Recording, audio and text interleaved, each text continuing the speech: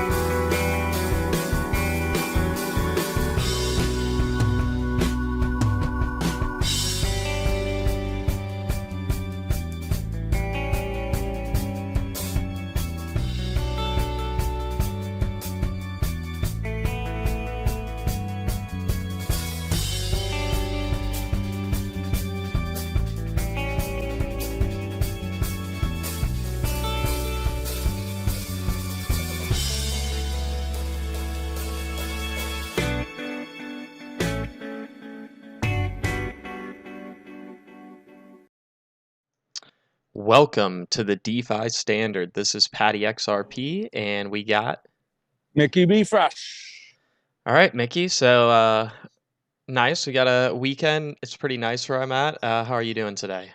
I'm good. It's like 95 degrees and hot. I'm going to the beach this afternoon. Yes. It's 80 where I am, and I'm like, way down south from you. So that's kind of crazy to me. I'm going to have a nice day here. Maybe it's not 95. But it feels like 95. And yeah, sunny. to you northerners. Today is a beach day. Yeah.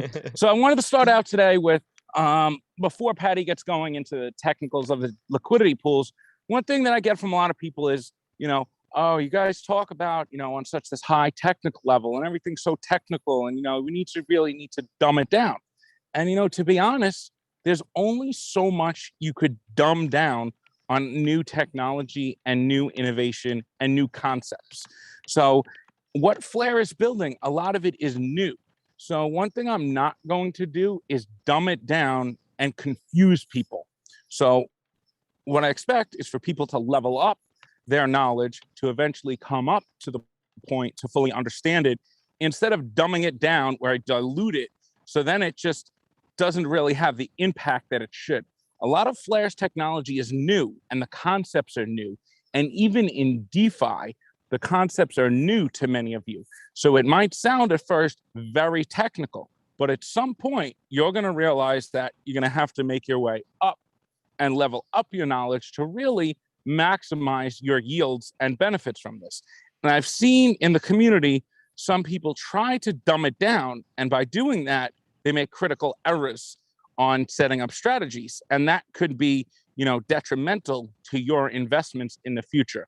So that is why on this channel, we try to keep, the level very high. And I know that is sometimes, difficult for many of you to understand at first. But if you go through and you watch the 13 episodes that I made really early on, and you understand each concept, you'll eventually get it. And I know that has happened because our Patreon group, everyone has pretty much got it. And there's a lot of people who the light bulb moments have gone off. And even in our live streams and just in the community, they have got it and understood it.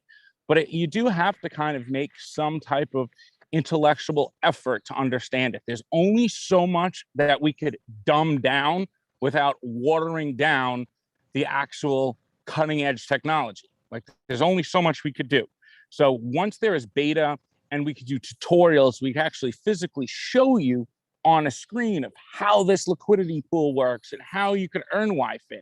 But at the same time, we want to stay true to what the technicals of the actual DeFi and the Flare network are. And I am not going to deviate from that to dumb down because somebody else is lazy. I'm sorry, intellectual laziness, is just something I'm not going to deal with. If you want to put the effort into it and you want to level up, then I'm here for you. And this channel is for you. If you don't want to put that effort into it, then, this channel isn't for you. Yeah, I think that's a great start there, Mickey. And just kind of to add on to this, we didn't know a bunch of as much as we know now about DeFi, I'd say over a year ago. It's definitely been a process to learn. And, over time, eventually things just kind of start, clicking.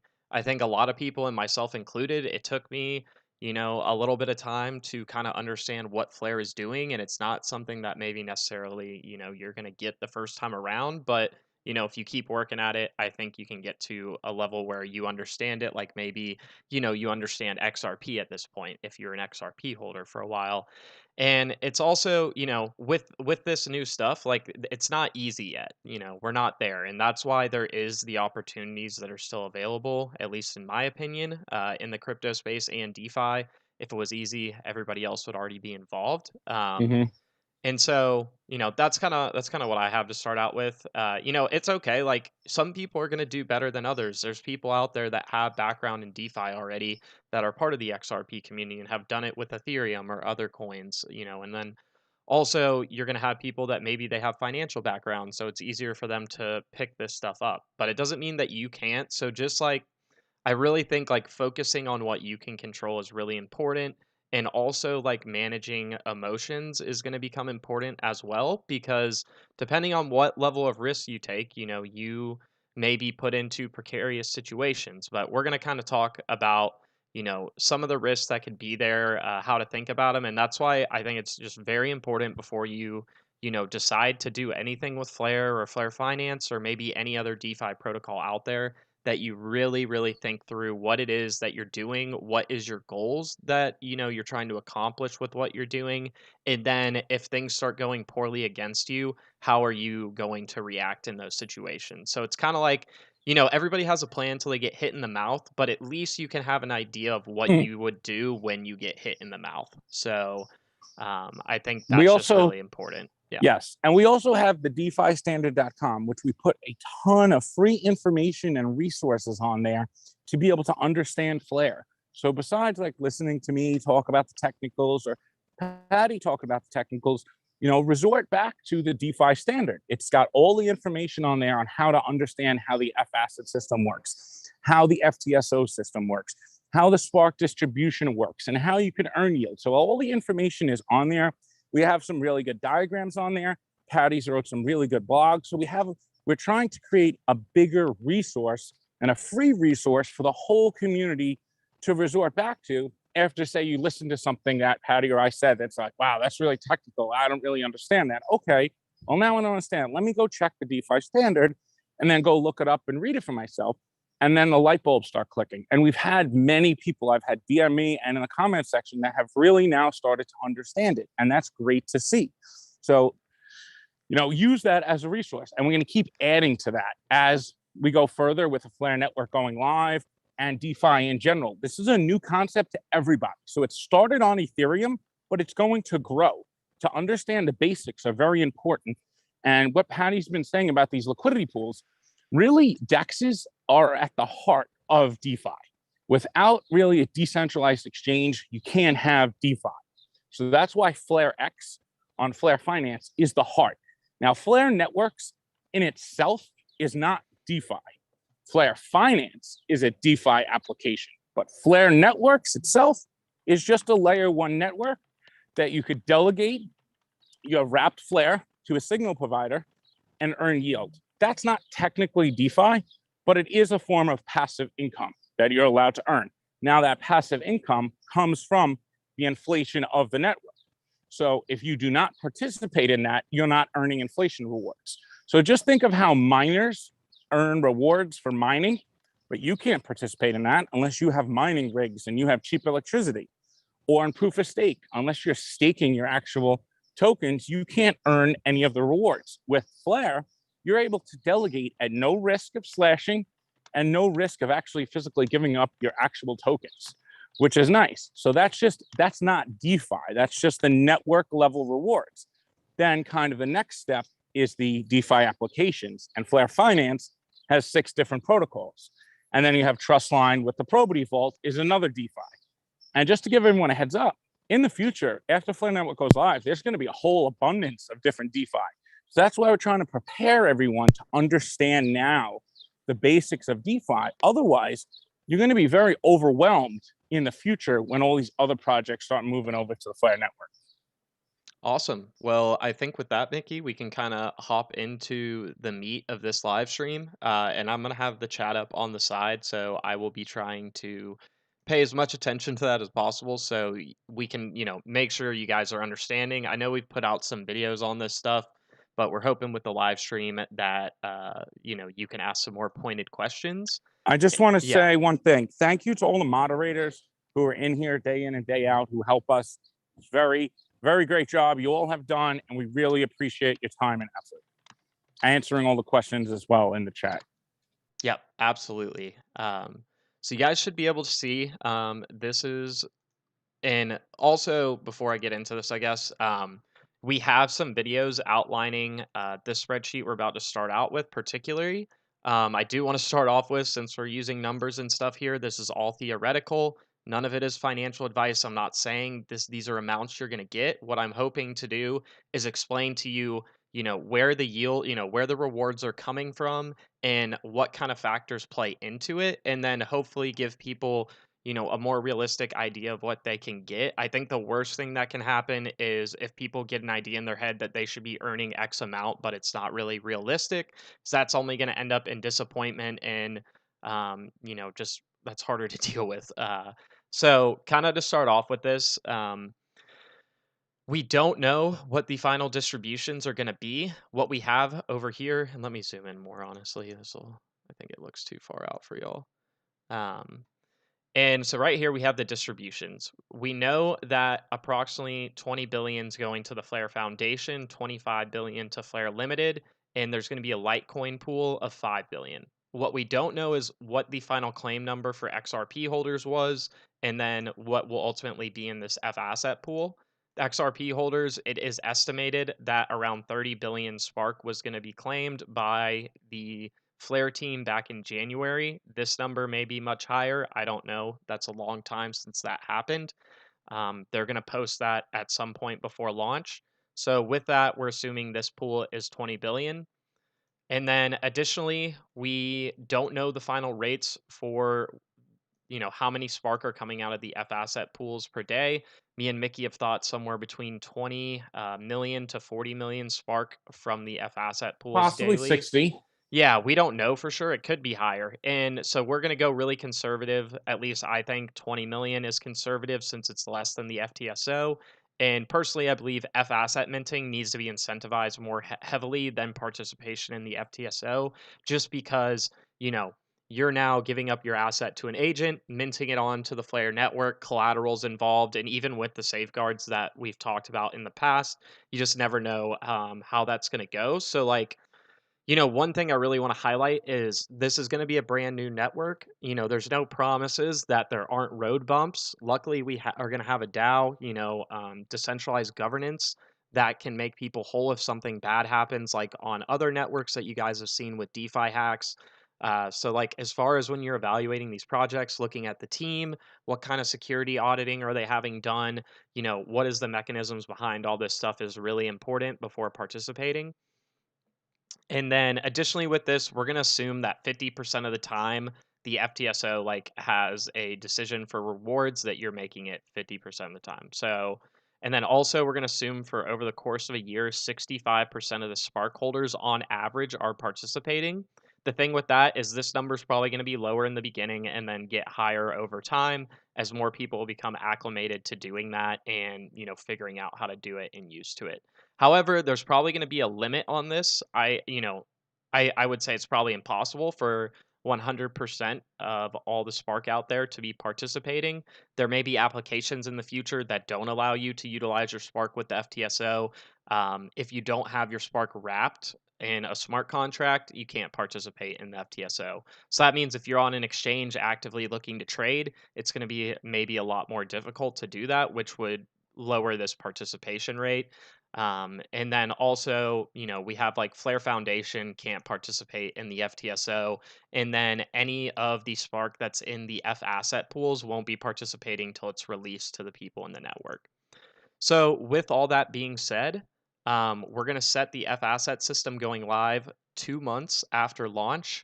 And that's from Hugo stating with the most recent information that we would have a vote on that going live about 6 to 8 weeks after launch. And I picked 10,000 Spark as the airdrop people are going to be receiving. Additionally, with that 10,000 Spark, I just assumed since they're getting it that they had 10,000 XRP at the snapshot date. These prices don't particularly matter right now for what we're doing, but just know as the prices of your F assets that you hold, if the one that you own, the price rises compared to these other F assets, now you're going to start receiving more F asset rewards comparatively to the other F assets because it's all based on US dollar value. Um, cool. So you can see what we're starting out here. This is about, I put XRP price at current day 58 cents, and we'll say Spark is 20 cents around launch. I don't know what it's going to be. I'm kind of spitballing, but if the market's in a downturn and it launches, it just I don't see the price being super high, especially when you compare it to other established projects that are in like the top 10 and 20. Um, you know, it's an argument, but that's what I'm going to do for this. So, essentially, you're going to have the total F asset value that's minted and FLTC value minted here to start off. This is definitely seems high to me. Like 250 million probably isn't going to be minted on the first day, but we're trying to keep this conservative. And then also, we're going to say that the amount of F assets grows at 1% on a daily basis. This may be high also. Like I said, trying to keep it conservative here. So, based on what we have over the course of the year, you would basically have 41,000 Spark accrued from minting 10,000 FXRP. And then also you would be earning 11,824 Spark from the FTSO with those numbers we put in at the beginning. So if we look at dollar value basically or this isn't the best way, but right here we can see with the FTSO, it's 11,000, almost 12,000 Spark. You're not starting out with 10,000 Sparks, so this is actually would be 1,500 on day one, and then you get 3% more each month. So the FTSO can give you really solid returns in the beginning, and that's because the inflation has a larger impact since there's not as much supply on the market yet. Additionally, F assets, with the more value you have relative to some of these other ones, and Doge and XLM will be in the FXRP pool, you can see that there's a large opportunity to earn a lot of Spark. So for me, if after a year and I started out with 10,000 Spark and 10,000 FXRP, we're not receiving all that Spark at once either. Like having this much amount of Spark deliver me into rewards is really powerful. And, I think it could be less, but it could also be more. But I think this is like, a fair estimate and not like blowing it one way or the other really highly. So I'm gonna turn over to the chat here. You guys put out a lot of stuff just to see if I'm missing anything. And Mickey, I'll let you if you have anything to comment in the. Yeah, I just wanted to throw in a comment there with that 3% that you're going to get every month. And a lot of people have said, oh, this is going to add selling pressure. In my opinion, it's going to be the opposite. Because as everyone who is part of the Flare and Spark ecosystem realize that they're able to delegate these votes and just set up their personal flywheel and just start compounding Spark, that's an extra 3% they're going to get every month. Now, that's not going to just end up on the secondary market to be sold once everyone realizes that they can now turn around and add more to their compounding Spark. So that's something that I think was a misconception by the community who didn't really understand how the FTSO and the reward system operates. Because now every month we're going to get an extra 3% added to our stack that will inject into that FTSO flywheel that we create. And then kind of the F asset system is a second flywheel. Visually, that's how I kind of think about it, is these two flywheels and one's feeding right into the other. Yeah, absolutely. And so there were some questions I saw earlier that I wanted to touch on. One is with the FTSO. So I want to say it's anti-FOMO kind of put out a tweet about how he thinks the FTSO isn't passive income. To me, it's kind of semantics, but let me explain. If every single person and every Spark token participated in the FTSO and everybody was rewarded evenly, then yeah, basically everybody would get the same kind of yield. So everybody would increase their holdings by 10%, since that's what the inflation rate is over the course of a year. However, we know everybody won't be participating, and we also know the success rate of these signal providers can be variable, especially in the beginning. So that gives you opportunities if you participate early, and then also just pay attention to who your signal providers are and make sure they're, at least being decent. I would say, like, I'm not going to be too upset with any signal provider that's getting, 50% or better personally. Maybe we'll see that change, but that's just how I see it right now. Did I just add in Yeah. there? This is a method of transferring value to those who participate Yes. from those who don't participate. That's what, this FTSO system is. It's those who are participating are going to earn the inflation rewards. If you're not participating, then the inflation is not going to help you. You could say, oh, you're getting inflated away, but you're really not getting inflated away, because most of these people who earn the inflation rewards are just going to auto compound them, because that's how the system is set up to do that. So it's either you participate and earn them, or you don't participate and you don't earn them. So it's going to continuously set up this transferring of value to those who are the better holders. So you know how we say, oh, whales manipulate, the market? Well, Flare is designed in a way with these mechanisms to put value in the hands of the best participants. So we don't have whales manipulating the market. Those who are going to have the most value are going to be those who are participating. So it's kind of going to be like a way to stop the whale manipulation. Yeah, absolutely. And so some of you guys are asking stuff about liquidity pools and impermanent loss. We're going to get to that. I just wanted to start Patty's with favorite topic. Yeah, the network rewards. That's kind of what we're doing here. So this is stuff that's probably going to be the easiest things you can do, and you don't have to do anything on top of this if you don't want to. I mean, you don't even have to do this if you don't want to. But basically, all this takes is if you have the Spark token, you can wrap it in a smart contract, or it may happen automatically for you. You delegate those votes to a signal provider, you get Spark that comes in from that, and then it will auto delegate back out. Additionally, for the FXRP portion, which is this area of our profits tab, which has the F asset pool, that's just if you mint FXRP and hold it in your wallet, you're going to earn those rewards. So, like, if this looks good to you and you don't want to go too far into it, like, by all means, like, just do that. There's, just additional incentives for people that want to go farther and maybe take more risks than what we have at the network level. And so one of the other questions I wanted to answer before we kind of move on from this spreadsheet is basically somebody was talking about, or rather asking, if more signal providers mean less chance at rewards. So I really want to highlight that the eligible Spark supply to be basically delegated to the FTSO, that's what's going to matter. So it doesn't matter if they're spread out across 100 signal providers or a million signal providers or 10 signal providers in terms of rewards. What matters about having more signal providers is that we have potentially more decentralization in the price feeds that are being brought to the FTSO. So, if you have 10 signal providers, well, that's only 10 different price feeds that may be given to the FTSO. So that could cause issues. But then if you get like more to 100, and I think there's a limit where adding more signal providers really doesn't add any more limits of decentralization, but that's something the Flare team is going to specify. Yeah. Yeah. And many of those signal providers are probably going to be exchanges too. Yeah. Because they already have many of these price feeds themselves. So they're just going to use their own price feeds. Yeah. That would be a really easy way to do it. So what will matter, and these are up here, these are percentages of people participating at any given time.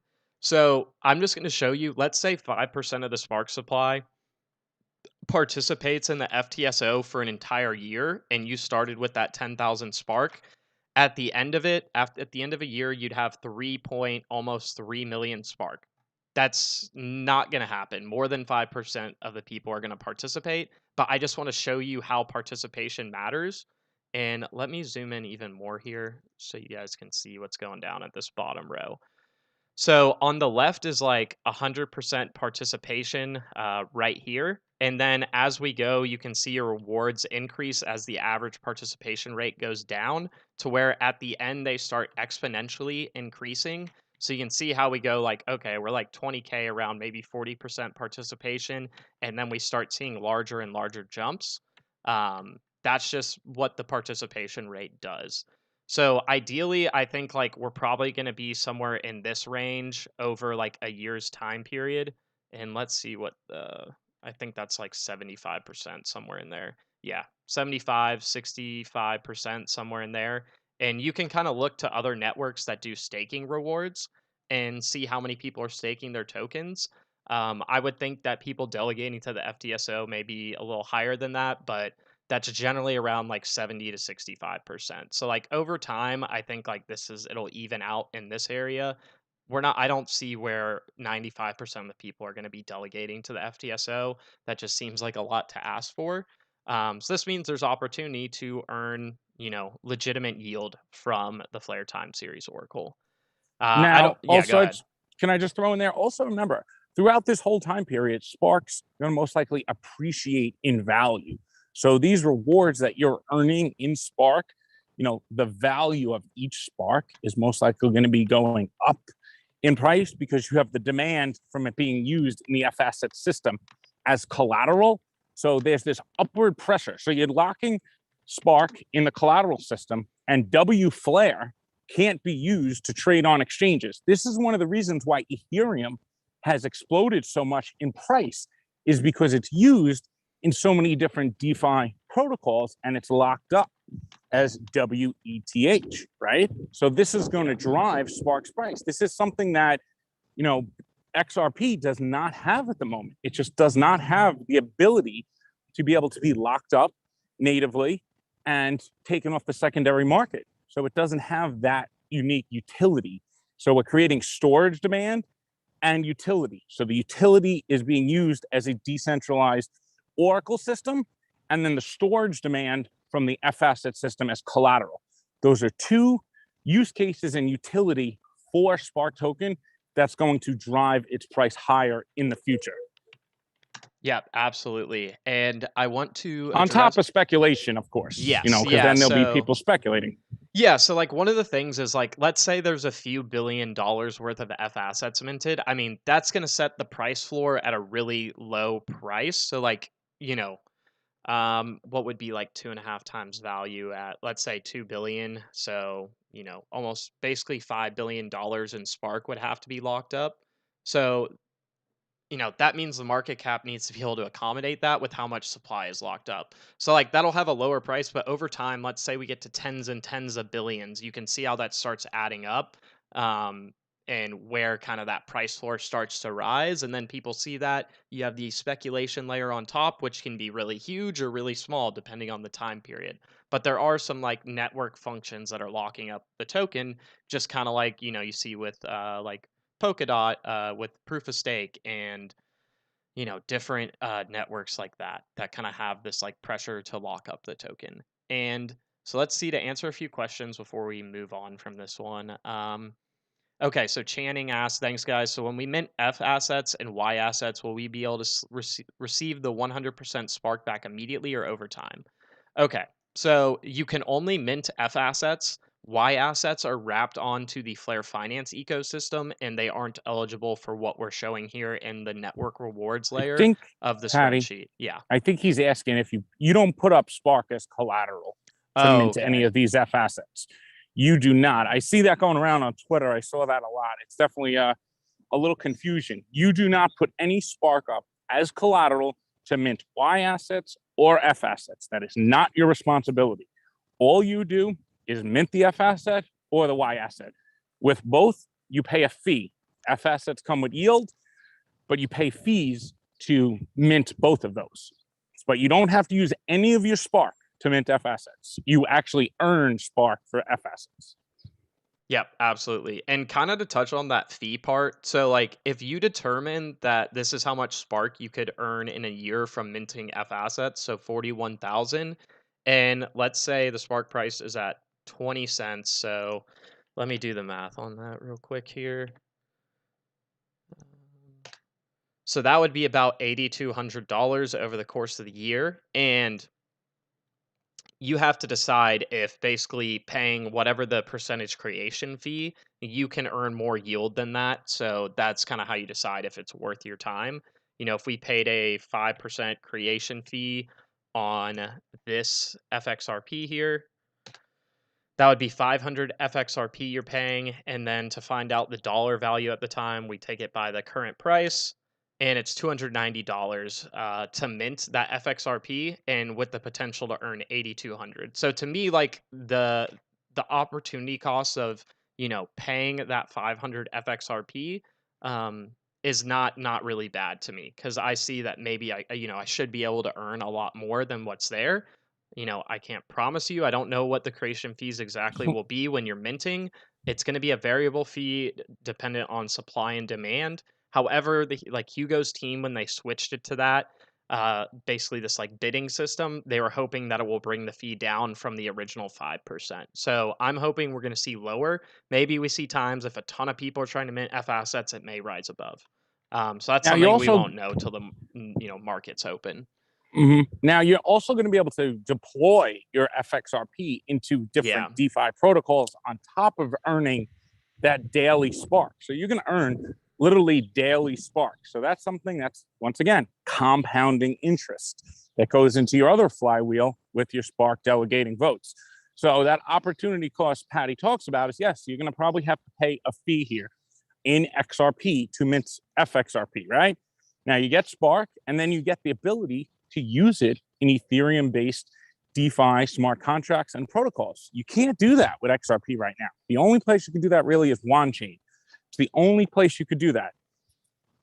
Yep. And so I see a question from Kara here. She said, are the minted F assets weighted differently? Do you earn more minting FXRP compared to FXLM or Doge?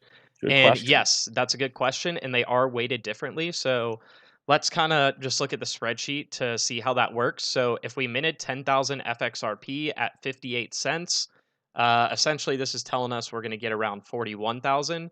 Now let's apply that to F Doge, which is going to be the lowest price of these. And that would be at 15 cents currently. We're assuming no price appreciation over time. So just to make this simple, you would only earn 11,000 with the same token amount of F Doge minted.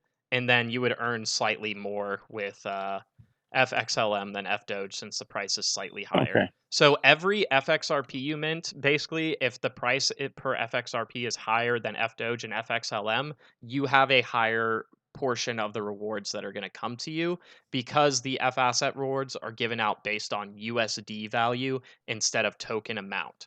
Now, I think it's FLTC Spark value. No, it's USD. I mean, it's the same thing. It's the same thing. So it doesn't particularly matter what it's just overall value what's more. And then additionally, since FLTC has its own pool, we don't have to worry about the comparison we have here. So FLTC, its token amount and USD value is going to be the same thing there.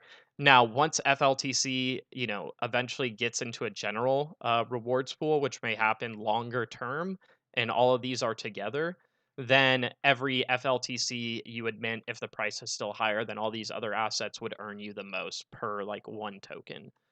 So hopefully that will clear that up. And then, oh, nice. So Crypto Siege has I like this comment. The network rewards has to be drilled into the heads of possible participants. It is the main driver of Flare Network. Absolutely. I definitely agree with that. At least getting people bootstrapped in the beginning for sure. And then let's see if there's anything else. I think that okay, here's another one. Yeah, I just throw in there the what allows the ability for those rewards to be deployed to all the F assets is the FTSO system. The fact that it has these native price feeds on the network built into it. And that's what allows us, we're earning network rewards for participating in that FTSO. And that's what allows, the basically airdropping of these daily F asset rewards in the value of Spark or USD, because the FTSO system exists. If that FTSO system didn't exist, it couldn't calculate how much rewards to drop every day. So that FTSO system is very important. And like Crypto Siege says, that is the heart of the Flare network. It is the beating heart. And Hugo has said that. So that's why we're able to earn. And we're earning not just to get free money. We're participating in a system that opens up a wide array of other applications to be built. For example, that F asset system, having those accurate decentralized price feeds there allows for the ability for the rewards to be dropped accurately. It knows the value of Doge in USD. It knows the value of your FXRP in USD at every single moment in real time. The network knows that. So it's kind of like an intelligent network because you're bringing in data to the network from outside of the network. Yep, absolutely. Okay, so I see Shiv Yogi. He asked me, how come your cell F10 is 0.022%? The sheet I have from yours is 0.027%. Yeah, so we don't know exactly. Some they're gonna have some Spark rewards for the validators participating in the state connector system. So I've been playing with lower rewards amounts on the FTSO than originally planned. We don't know the exact numbers on that. So I just changed it from, instead of 10% going to people that delegate to the FTSO, I made it 8%, and that's why that daily number's lower. And that's just something we're going to have to hear in the future. So Kara also asked, and this is a great question and really important. So what happens when you mint XRP to turn into FXRP? Price goes from $1 to $10 over some period of time. Do we risk any loss, or just if the agent runs away? Would we get covered for the entire $10 FXRP if we minted at $1? Cool. So great question. That's why the FTSO is so important, and why it's being incentivized is because it needs to keep the price of the F assets pegged to the price of the underlying assets. So if XRP goes from $1 to $10 over some period of time, your FXRP will be worth the same amount per token. Maybe a little basis risk. It depends on what exchange you're comparing it to, because Flare is going to put out more like a global average rather than what it's trading at on Coinbase or Bitstamp or Binance. And then additionally, so the only reason you would run into an issue with the agent running away is if you try and redeem your XRP. Now, people will be like, all right, well, I'm going to want to redeem my XRP to sell one day. Well, my whole thing is, why do you need to redeem it to sell when we're going to have Flare Finance that's going to have this whole decentralized exchange ecosystem where you can just take your FXRP, swap it for a stable coin, and then that locks in your trade to take some profits. You don't have to go and redeem the XRP if you don't want to. And, we're going to see options with fiat on and off ramps through Trustline. So to me, it seems like you don't need to go back to the XRP ledger with your XRP if you don't want to. And even if all you need to do is sell, you can do that on Flare Network and take advantage of it that way. The agent can't run away if you don't go to redeem. Really, the whole issue is if they don't give you your XRP back when you come to redeem. And in that case, if you do go through that, the collateral that they have posted in Spark is 2.5 times collateralized. And that means they take from their collateral and pay you out in Spark. But I'll just highlight again, you do not have to redeem if you want to sell the FXRP token. You can just swap it for a stable coin. Yeah. Exactly. So even before, I don't think we're ever going to see a run on redeeming. Now, I'm just going to throw 2 points in here. These agents are not going to be your typical retail investors like the way, you and I are. They're going to be crypto custodians. They're going to be exchanges. They're going to be CeFi providers. So they're going to be regulated entities because they're going to have to, when you stake your Spark in the F asset system, you're going to have to do it with a regulated entity. That's who these people are going to be, these agents. Now, also, if the agent doesn't redeem, the first step would be another agent is going to step in and redeem and take that other agent's collateral. So that's also in there. It's incentively designed so that they are disincentivized to run away with your XRP. They're basically going to lose the 2.5 times Spark collateral. And all this happens in real time. So the real time value is always matched up. So they're always going to have 2.5 times. There's really no incentive for them to run away with your XRP. Granted, you're not staking your XRP. It's not getting locked up. So, that is something that a lot of people are like, whoa, wait, why is my XRP getting locked up? It's a claim. So you have a claim in this trustless, decentralized system because the state connector, and this is where the technicals come in, and everyone's like, oh, you're too technical. Well, you got to understand the technicals to understand the system. Because if you don't understand the technicals, it doesn't make sense. So the state connector digests all the data from the XRP ledger. That's how it knows that that agent has that claim. If the state connector system didn't exist, this system wouldn't work. So that's why there's a UNL running on the XRP ledger and also the Flare network. And they were able to relay, hence the word signal or flare, the data back to the Flare network. And that's where Flare comes from. It's signaling the data from the XRP ledger back to the Flare network to always manage this collateral. Think of the F asset system as an interchain DEX. It's always going to be balanced. It's always going to be there. Yeah. And I agree with Patty. I don't see any run on XRP. If anything, there's going to be a consistent flow of FXRP being minted onto the Flare network because you're going to earn yield with it. And then these liquidity pools in Flare X are just going to build up, and they're going to have deeper liquidity. So Flare X will have a liquidity pool for FXRP and YUSD. So if I want to go from FXRP to Spark, I'll go from FXRP to YUSD liquidity pool, and then I'll go in the liquidity pool that's YUSD to Spark. So I'll use 2 liquidity pools to go from FXRP to Spark. And that will happen often on the Flare network. So you're not going to have to use the exchanges unless you're really trying to cash out to fiat. And even then, you're going to have options like Trustline's wallet app, which is going to have a fiat off-ramp. So we're going to have less and less need to go back to these exchanges in the future. And that's why, this whole crackdown on all these exchanges, it's like, okay, great. Everyone's already moving away from the exchanges because all the activity is becoming on-chain. That's where the activity should be. These exchanges are just siloed networks. And even Polysign, what they're building, is a settlement network between exchanges. Because right now, when you go on an exchange to trade, it's all off ledger. It happens on a private ledger that nobody sees. When you're trading on ledger, on a liquidity pool, you actually see how much liquidity is there. What's the slippage rate? You could see all that. It's transparent. So you're more likely to trade on something like that. And if you're going to be in the Flare Finance ecosystem at Flare, you're going to move between these liquidity pools a lot. And they're going to be able to be done right from your either Ledger Live, your MetaMask, your Bifrost wallet, your Decent, and whatever other wallets support in the future. All this can be done from your self-custody wallet. And then I think in the future, we'll have hybrid type wallets. That'll be kind of like institutional grade DeFi, which are coming, but they're not here yet. Cool.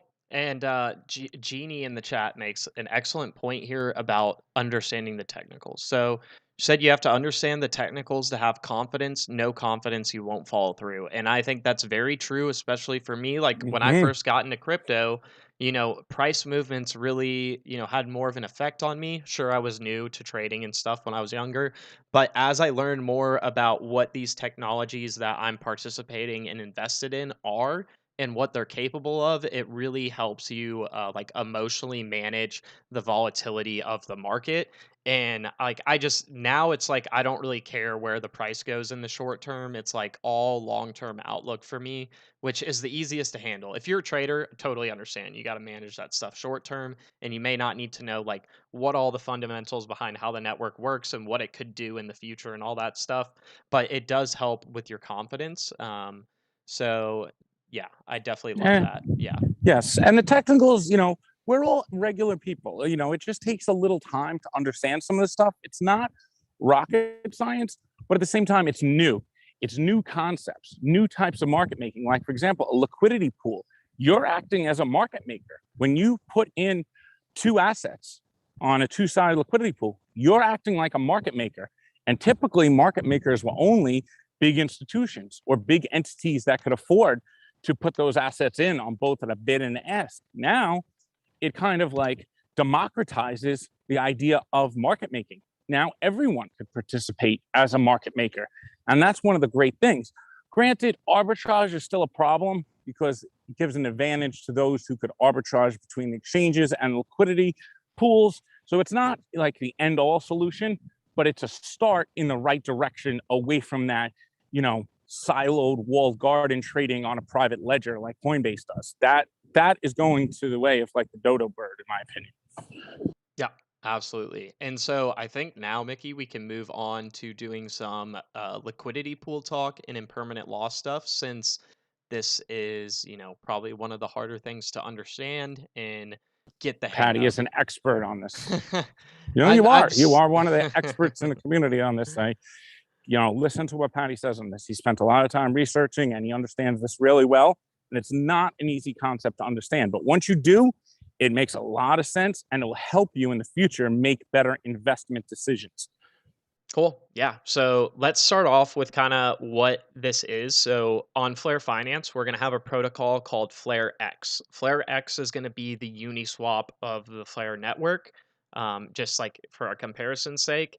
And with that, they're going to have these liquidity pools that are going to be split 50-50.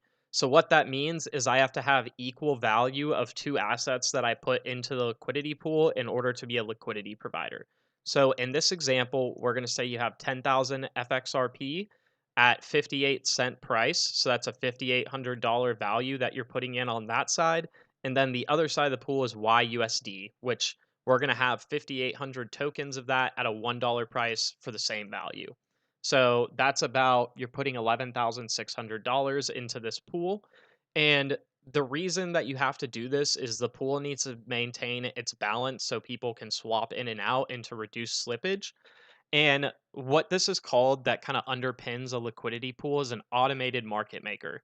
So, unlike an order book exchange, like if you go to buy and trade on Binance or something where they have the bid and ask spread, so you have people saying, I'm willing to pay this much, and then people saying, I'm willing to sell for this much, and they meet in the middle, and it's all dictated by price. Liquidity pools are dictated by token quantity. So, here's like a basic example we can do up here. So let's say we have, I'm going to do a different kind of thing. So we're going to say we have Tether, there's 400 in a pool, and then we have 1 ETH. So if we looked at the prices comparing these token amounts, the price would be $400. It'd be 400 USDT equals 1 Ethereum token based on this pool. And so if we see on Binance that the price of Ethereum to USDT is actually $420, well, now people can start going to this pool and purchasing Ethereum for a cheaper price than they would on Binance. And what will start happening is we'll start seeing people put more USDT into this liquidity pool to take out Ethereum and then sell it on Binance for a little profit. And that's called arbitrage. So arbitrage is basically like risk-free locked-in profit. So that's normally what happens when we have exchanges outputting different prices. There's people that are running bots on the internet. Maybe if you're in a really low volume pool, you could do it manually and catch it in enough time. But generally, these are things that get like figured out within seconds from algorithms running on all these different exchanges. And eventually, we're going to get to the point where there's 420 USDT in this pool to 1 ETH. And now the price is the same and there's no more arbitrage. And during this process, so every time somebody swaps USDT for ETH in this pool, that means USDT is going into the pool and ETH is coming out of the pool. So that's why when I talk about token rebalancing with liquidity pools, the amount of the asset, like the token amount that you have in the pool, will change as the price ratio of the two assets in the pool changes. And so I'm going to see if anybody has thrown. If you guys have any questions with that part I just went through before we go further, please throw those out here. And throw one thing quick. Yeah, definitely.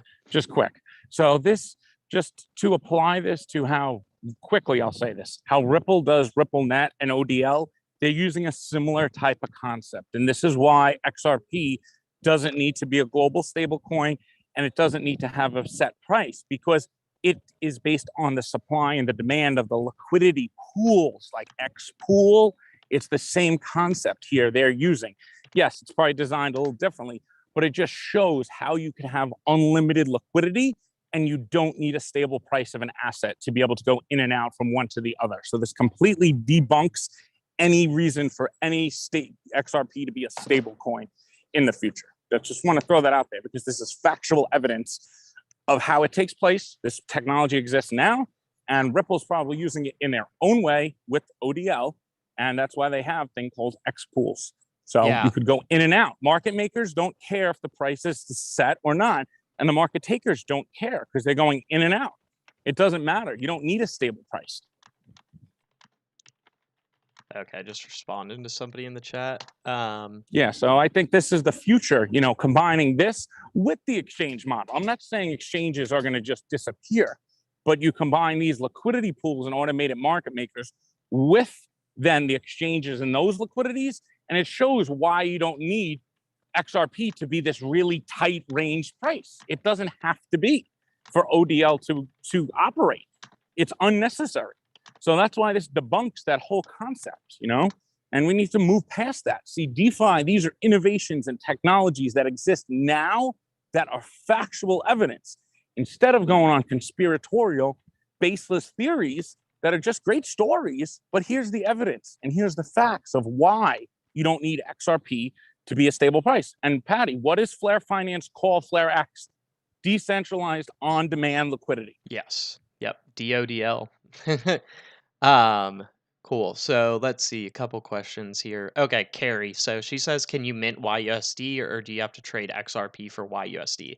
The answer is both. Flare Finance is going to put out a second white paper that will detail how Flare loans and YUSD work together and how you can potentially mint your own YUSD to use in these pools.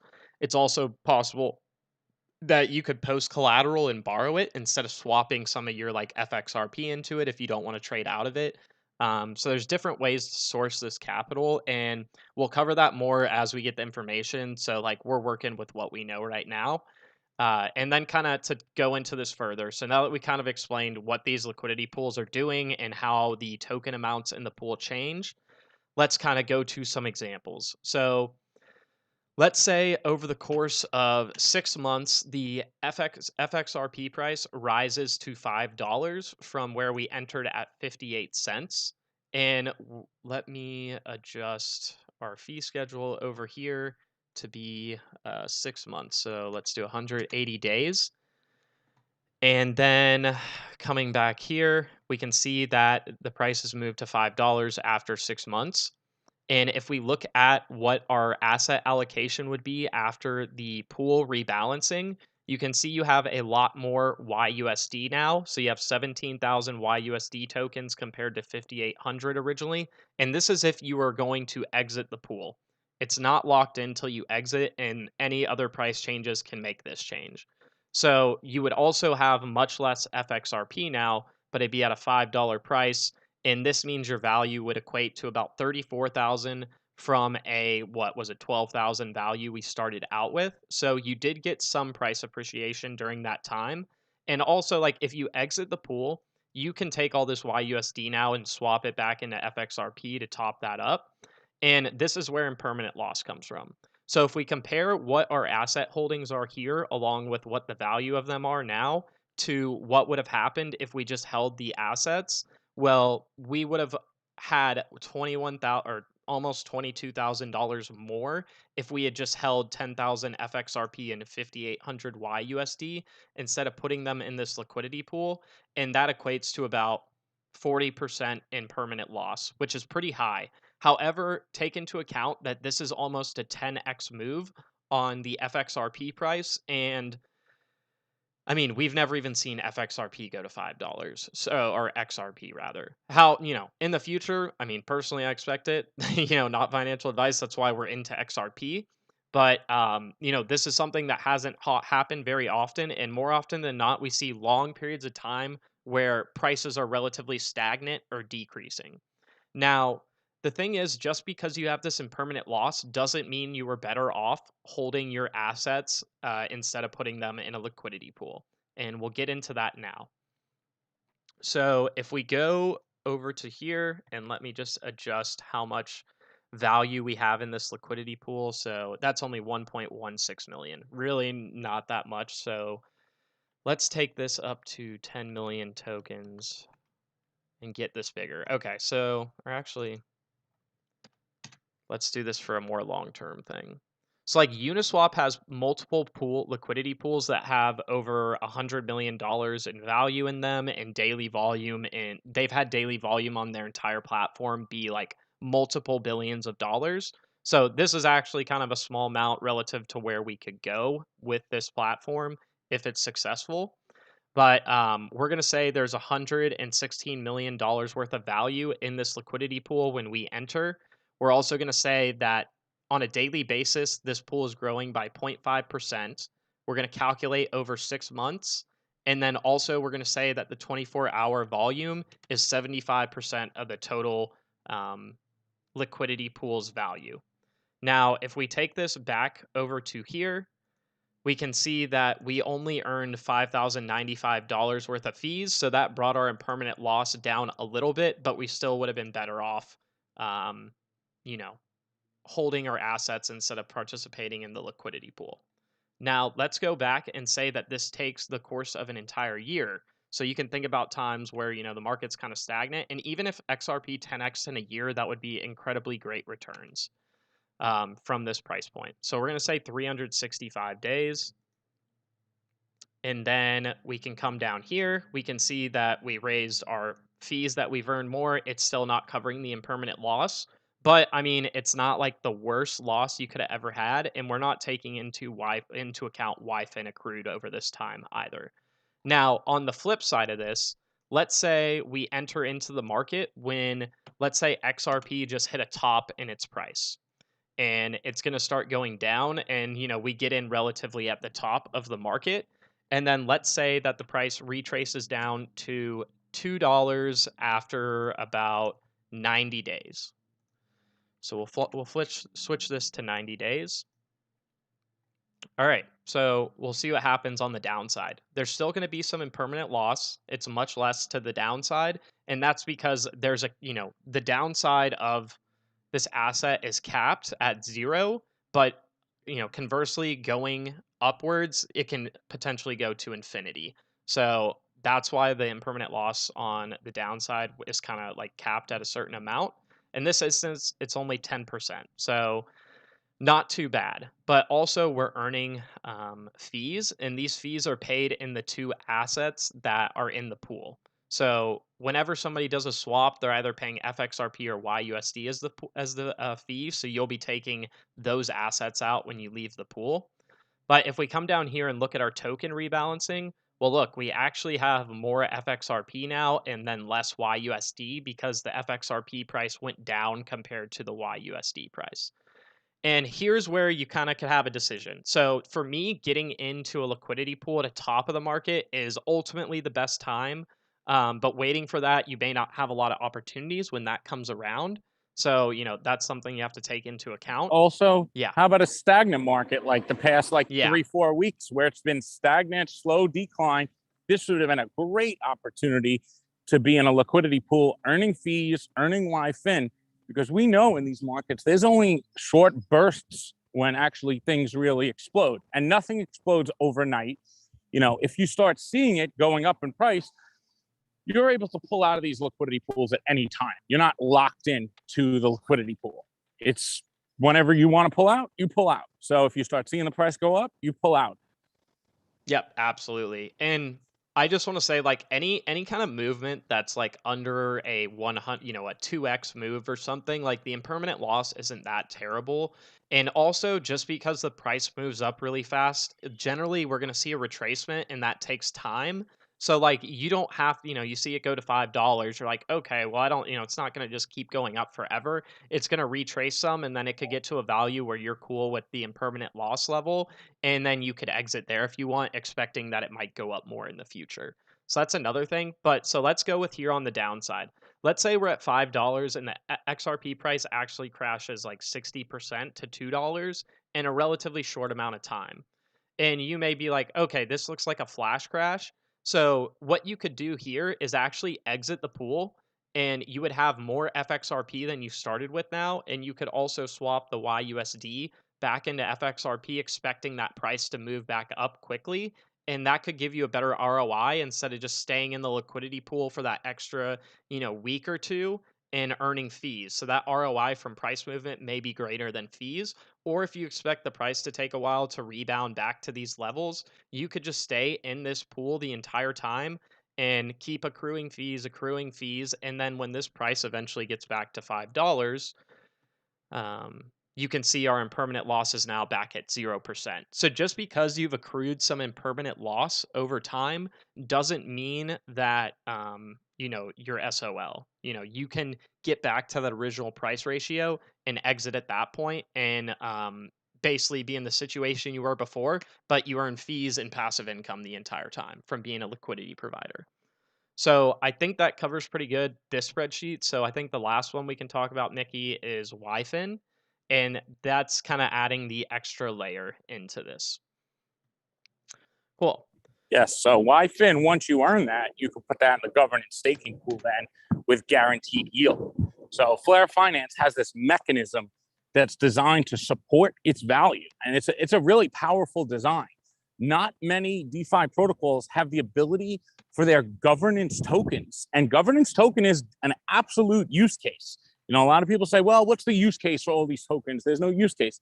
Governance tokens have a powerful use case because they govern the actual application or the layer 2 or the layer 1. Even Spark is a governance token. But YFIN is the governance token of Flare Finance. And it comes with this guaranteed yield. It's going to support its value. And this comes back to another topic that I know we're running low on time here, Patty, but total value locked is a big term in DeFi. And the F asset system is going to have total value locked. Oh, sorry, there's a fire. Firing. Good old Long Island. Yeah. Total value locked is an important thing because it locks up value. That's how a lot of these assets like Cardano, Polkadot are so high in value because a lot of them are staked. But staking, you lose the utility of the asset by doing that. And Flare Finance, for example, has two assets, YFIN and YFlare. So when you stake YFIN in that governance staking pool, you're now earning yield and you're able to vote, but you could still then use your YFlare somewhere else. So these liquidity pools are going to drive that YFIN. If you want to earn YFIN, the predominant way to earn the most is going to be getting into these liquidity pools. There's other ways, but you're going to earn a minimal amount compared to being in these liquidity pools. And I just want to throw on top of what Patty said, FXRP is just one of 4 F asset liquidity pools. So you might want to think about FDoge, FLTC, and FXLM to YUSD liquidity pools because they're going to earn just as much. I think the FXRP by far will have the most liquidity and probably earn the most fees, but the YFIN earned will be equal out of each one, right, Patty? Yeah, so like And what's obviously if there's it's like 1,300 YFIN over the course of 2 years going to all the F asset pools.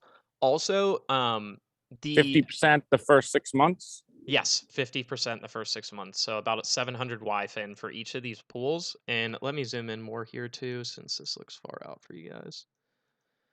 Okay, so yeah, the other thing I want to add to that is, the FXRP YUSD may have the largest value pool, which means that there's more people vying for the YFIN. So if your goal is to, solely get YFIN, maybe using an FXRP to YUSD pool isn't your best option, especially if like these other pools have smaller dollar amounts in them because your state like with the same amount of money put in the liquidity pool with a lower total stake, that means you have a greater user stake in that pool, and thus you would get more of the YFIN rewards coming out.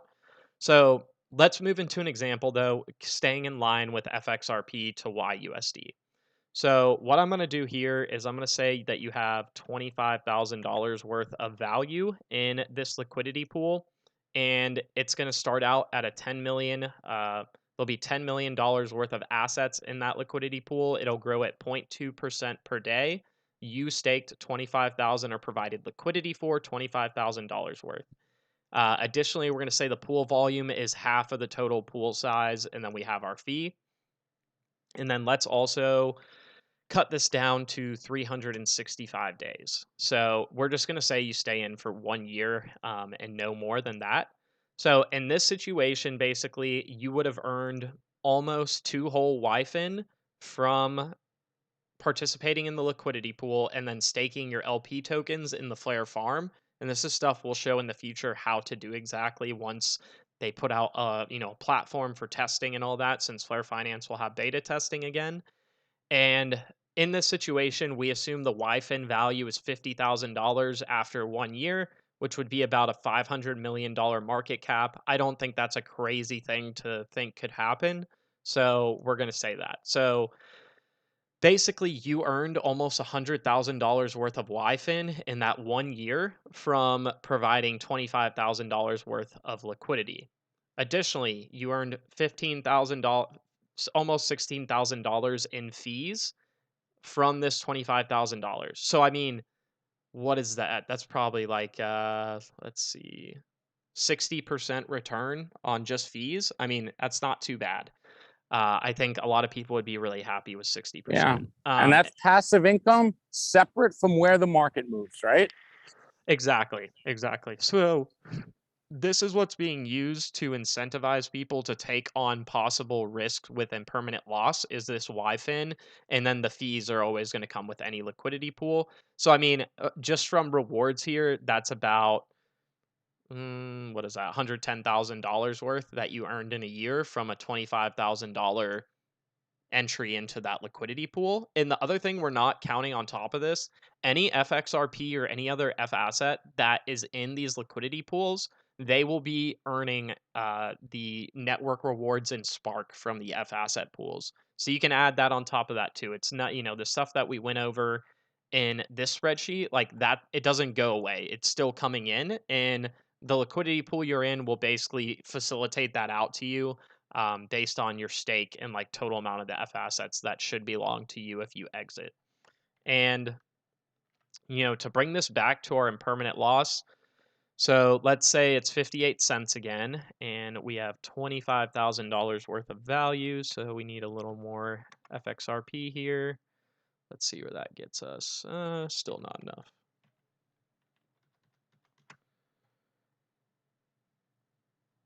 That's too much. Sorry, guys. I'm kind of playing around to get it as close as possible for this impermanent loss calculation. Cool. So this is roughly, it's $25,500. Close enough for this example. And let's say over that 1 year, the price went to $5 with your $25,000 staked in here. So your impermanent loss is $47,000, and that's what you would have been better off doing if you held the assets instead of putting them in the liquidity pool. However, if we compare that with the YFIN and fees that we earned, we can see that we earned more than double what the impermanent loss was. So we made a 2x return over the course of 1 year without purchasing any more assets. So to me, that's like powerful, the possibility of that. Now, like when we get live, like what you're kind of you want to take into account, how much value is already in these liquidity pools. How big is my stake going to be in it? Then kind of over time, you'll see how much it's growing to see how much your rewards are being diluted. And, you don't have to check every day. It's something you can just, keep tabs on a little bit.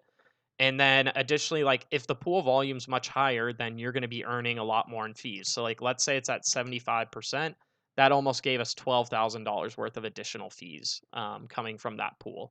So Yes, that'll be important as well. Yeah. And the more volatile day is, the higher the fees will be. Yes. On this. So this is how market makers and the so-called whales make money. They make money on the actual volume back and forth. They're not necessarily in it all for capital appreciation.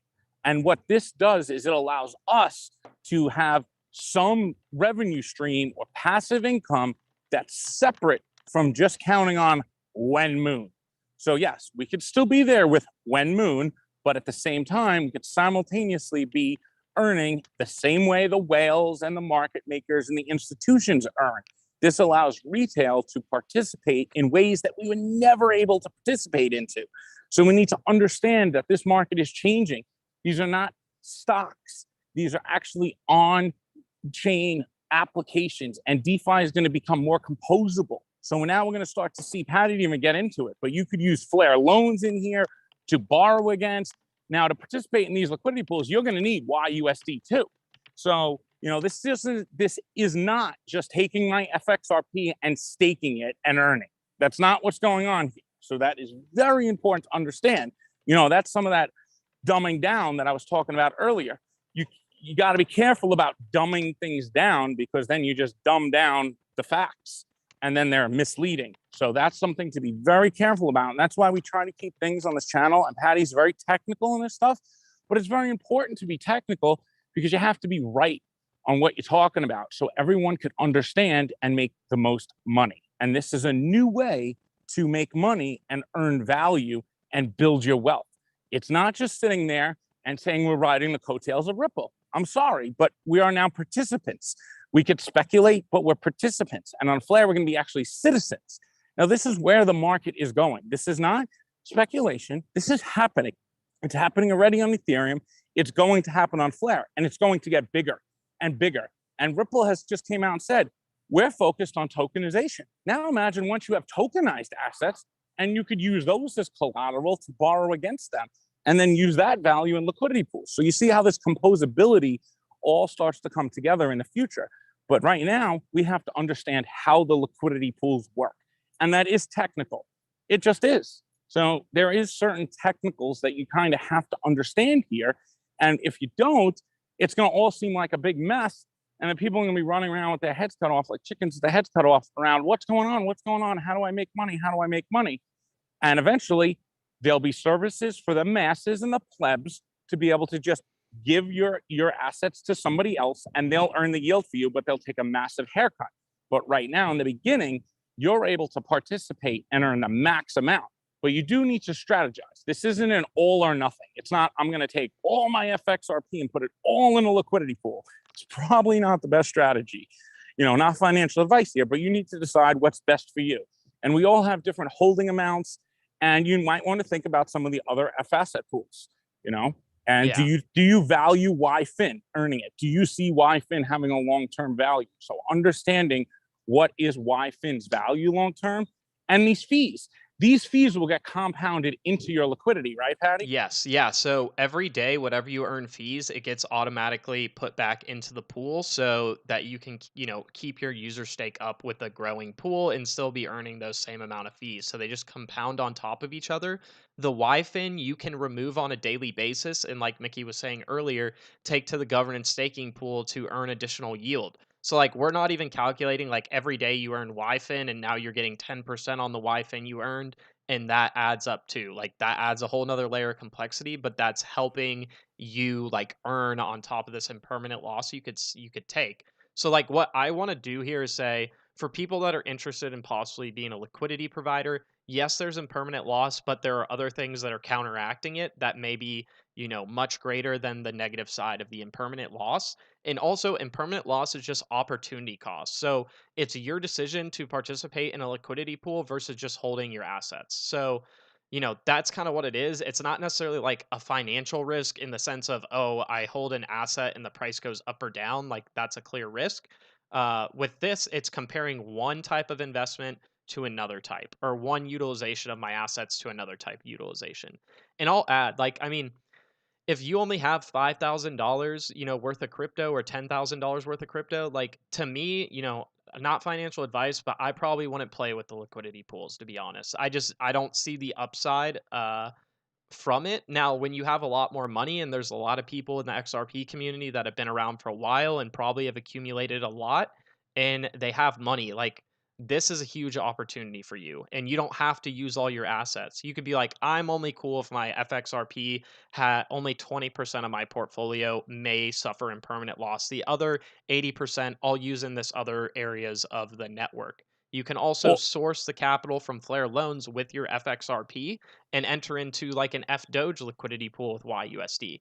You don't have to do FXRP, especially if you think the price is going to go up a lot, after this lawsuit, which I'm Hmm. feeling the same way. I'm not going to be putting all my FXRP into a liquidity pool because to me, like the potential for having like a 5x over the course of a month is very much there for XRP. Hmm. And I don't want to miss out on that with the majority of my holdings.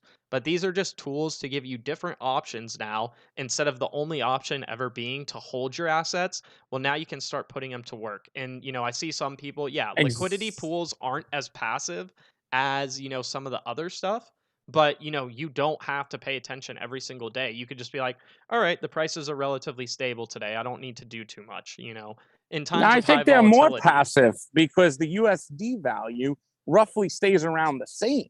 If anything, it's you don't get the capital appreciation, yes, but on your USD value, it's actually more passive and less risk, you know, in that way. So that's why market makers do market making and they don't play the market for speculation. So also another thing here is when the They also assets have a go, lot of money though, I would throw they in, so also they have money. don't Okay, care as much. Yeah, that would well, be so like somebody that you're doesn't right. have a ton in crypto and is just starting out, Yes, like to me, not good. you are probably going to make more money off hoping for price appreciation. So in that But way, yeah, well, let me add real quick. once you Okay. get up there, once you get the value, Yeah, you know. exactly. You can get into this stuff. So like this network rewards one, you don't really have to pay attention to anything and you're going to be earning all this stuff that we talked about at the beginning of this stream.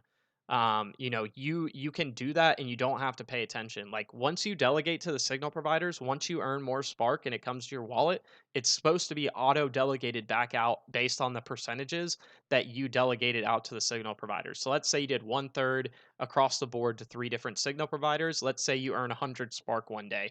That'll be automatically given out 1/3, 1/3, 1/3. You don't even have to pay attention to that.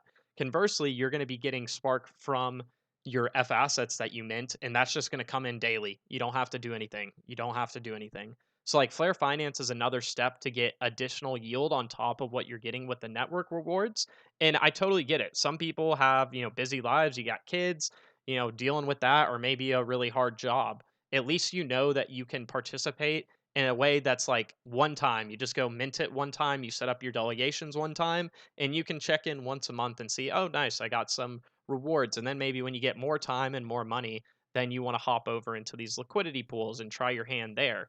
Also, like, Exactly. yeah, and we're not Yeah, going to that's what I was see. saying. Yeah, Well, I yeah, was okay, just cool. trying to say that once when XRP goes to something like $10, everyone will have that value. So right now you might only have $5,000 to $10,000, but if XRP went to $10, Patty, you would then be in that position to where then you can utilize 10% of it in a liquidity pool and be one of those bigger players, right? Yeah, That's all I was trying to throw in there. yeah, That I think people will have that value. You might not have it right now. So it's not like, oh, well, I don't want to pay attention to that. That doesn't really apply to me. But you know what? When XRP goes to $10 and now you're sitting on like 500,000 or something, and you're like, oh, well, what do I do with this? Well, here are some of the ways you could utilize that value or a percentage of it. So you want to understand it now so that when the time comes, you're not running around like, oh, what should I do? Should I sell? Should I buy? Should I hold it? Well, yeah, let me put it to work. yeah, absolutely. And so, one other thing I want to address that we didn't, and Mickey, if you got to hop off because I know you're going, feel free. I don't really have much to do for a while, so I don't mind staying on longer. But Yeah, I got to go in like 10 minutes. yeah, all right, straight. I may be done by then. So in the future, we're not so like the reason why YFIN is being used for these crypto asset to stablecoin pools is because the impermanent loss chance is much greater because you have one asset that doesn't move in value at all. A dollar's worth a dollar. Now, it can inflate and have less value relative to other fiat money out there and other crypto assets, but it's going to be counted as $1, and that's what stablecoins are supposed to do. So like that's another thing we need to analyze. What is the methodology behind this YUSD stablecoin? How does it maintain its peg, which we haven't had to do yet, but like we're at least starting to learn how we can use it if it's something that we want to use. And what I wanted to get into is in the future, I would certainly Hey, vote and Patty. oh yeah, go ahead. Sorry, I'm going to hop off. I just want Yeah, to say definitely. goodbye, everyone. Have a great weekend.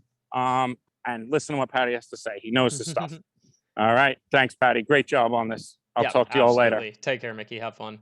Bye. Okay, yeah. So before I keep going, W5C, what about capital gains taxes? Yeah, you're definitely going to have capital gains if you sell assets. Now, when you're getting rewards from like fees and YFIN and stuff like that, it'll be passive income. But like if you're going to be utilizing your assets, you need to get used to paying taxes. Like that's just the nature of it. The only way you don't pay taxes if you sit there and do nothing. So, you know, that's your prerogative. Feel free to do that if taxes bother you that much. Me, they don't bother me. I'll just go and find the capital when I need to pay them.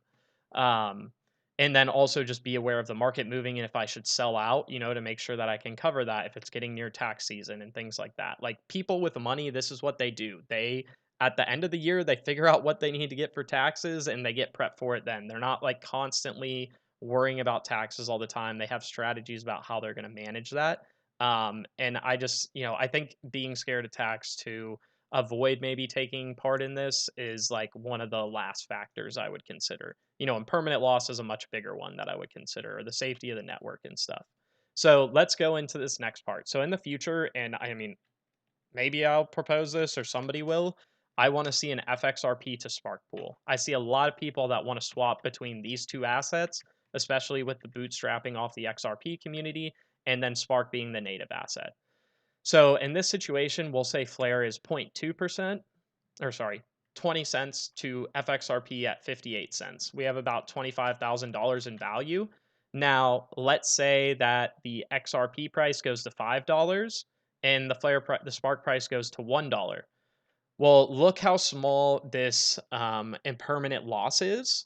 So this is why you know, we have the FX, you know, the F asset to stablecoin pools get the extra YFIN is because that impermanent loss can be so much greater because there's a stable asset. But when two assets have the ability to change prices over time, and especially with me, I'm thinking FXRP and Spark is going to be relatively correlated. Another good one that we know of would be FXLM and FXRP. They're very correlated assets that we've seen over time. Now, that doesn't mean like every day they're going to be correlated, but in aggregate, on average over time, we're going to see correlation between them. And so let's go back to our Spark FXRP to Spark example. So the Spark price goes up about 5x. The FXRP price goes up maybe somewhere between 8 or 9x in this situation. And the impermanent loss is very little. And while we got price appreciation on these assets, we can see what our new kind of rebalancing is. It went from $25,000 to $168,000 in value from being in that pool. Plus, we earn fees while we're in the pool in the FXRP and the Spark token. And if we compare this to what we would have had if we just held those amounts we started with, we would have had 173,000. So very little impermanent loss. But if this happens over the course of 6 months, let's see how much fees that we could possibly earn. And this is with a 120 million value pool. So the fees in this situation are actually $11,210, and you know, we made profit here compared to just holding our assets of $5,000. So I mean, 5,000 of 25,000, that's a 20% return over the course of 6 months. I mean, to me, that's like really good. Like you don't ever see that in traditional finance. I know you can go on some of these, you know, different DeFi ecosystems and you get crazy yield in the beginning and stuff. So this is more of a longer term down the road scenario. But like these may be things when we have crypto to crypto pairings you feel better about because the impermanent loss may not be as great. And as we see, a lot of the crypto market moves in congruence with each other. So I think that's going to cover the examples that I'm going to do for today. But let me look through the chat and I'll see about answering some questions that you know, I've missed while I've been kind of doing this. Give me 1 sec to set this up. Cool. And there. Just getting it so I can read the chat, y'all. There we go. Oh, Darren, what do we think of the Bifrost token? Is that the one that's hooked in with Polkadot? I don't know much about that. I think they may have been hooked up with the Thorchain DeFi hack, and that's another thing we have to pay attention to the future. Like when we're having somebody make updates to the protocols, like, you know, what kind of testing is going on behind the scenes and stuff like that. You know, what possible systemic risks are we entering and all that kind of stuff. Okay, so let's see. Jasper. Hi there, Patty. I got in very late on the stream. Were you saying that if you have anything below 10K, it's not worth it? Okay. So I'm not talking about Flare networks in general. What I'm talking about is maybe utilizing liquidity pools you want to see how much value you would need to have to be happy with the kind of returns you're going to get, and also to take on impermanent loss. For me, like just putting like $5,000 into a liquidity pool that has FXRP to YUSD, I'd rather just hope there's price appreciation in that opportunity than putting that in a liquidity pool. However, that's going to be up to you. And if you have a FXRP to Spark liquidity pool and you have $5,000, I'd be much more likely to put it in that pool. But that's just my personal opinion. You kind of have to evaluate your risk tolerance, what possible rewards you could get. And basically, I look at, risk to reward factor. Even if I'm taking higher risk, if the reward is high enough, then I'm generally, willing to do it. So it's the ratio between the two for me. Oh yeah, and asking about copies of the calculator. So I'm not putting these out yet because we give them to our patrons who support the channel. So me and Mickey can do this. So if you want, you can check out our Patreon. The Learn to Earn tier and above has all the spreadsheets, and we'll be making more. Yeah, crypto journeyman. We all have to start preparing for future growth and set up tax shelters. Absolutely. Like, if you have like a good amount of money in crypto, definitely start reaching out to people. I know people that set up all their crypto stuff to go through like an LLC. I don't know a ton about that. It's things that I'll be looking into. And maybe we can cover some of that as we kind of get more information on that. Honestly, I saw Darren in here. I bet he does that stuff. So I don't know if he's ever covered it on his channel before, though. Let's see what else we have. Okay, Moneybags and Not Bob. How you doing, man? I actually was passed through Dothan a few weeks ago. So you asked, can I stake Spark before D-Flare snapshot? Yeah, so I think you're asking about, are you putting Spark in a liquidity pool? There will be a Spark to YUSD liquidity pool before the snapshot for D-Flare. So that will happen. And then, let's see. Just looking through here, going back up to see what you guys got.